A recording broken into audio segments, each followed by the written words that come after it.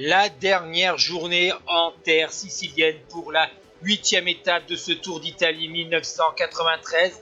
Le départ est donné donc à Agrigent, l'arrivée est donc à Palerme, 140 km au programme, cap au nord de la Sicile. Les 50 premiers kilomètres étaient assez faciles, ensuite il y a eu 40 km un peu vallonnés avec l'ascension de Rocca Palumba, et à partir de Caccia il y a eu une descente d'un peu moins de 10 km et les 30 derniers kilomètres environ sont tout plats. Et à l'avant de la course, Mario Chiesa était tout seul pour faire l'échappée du jour. Il était déjà à l'avant de la course sur la 3e étape. L'Italien de 26 ans a remporté le Trofeo Matteotti en 90 et participe ici à son 3e Giro d'Italia. Derrière, un homme est parti en contre. Il s'agit de Stefano Colage de la ZJ Mobili. Malheureusement pour l'Italien, il va être vite repris, l'Italien qu'on rencontre bien sûr, repris par un peloton, emmené par les équipes de sprinters, notamment la Mercatone Uno de Adriano Baffi, vainqueur de la 2e étape, 2e de la 6e étape et vainqueur de 2 étapes sur le Tour d'Italie en 90.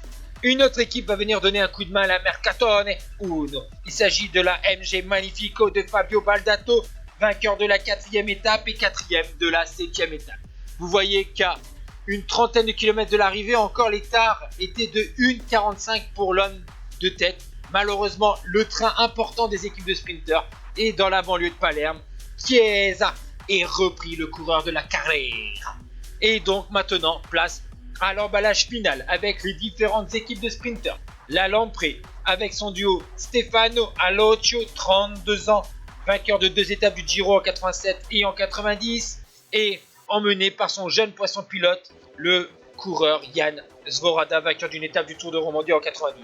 Il y a aussi l'Allemand Uwe Raab de la Télécom à suivre, 4 fois vainqueur sur la Vuelta, Mario Manzoni de la Gatorade, 2e de la 4e étape, ou encore Andrio Leoni de la Giulio Cotonobili, vainqueur de 2 étapes en 92 et 3e de la 4e étape.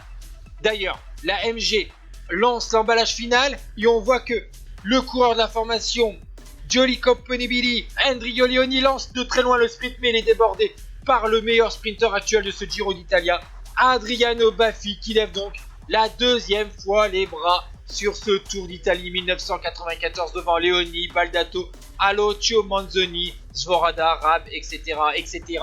Et le classement général, pas de changement. Argentine reste bien sûr en maillot rose avant de revenir sur la botte italienne.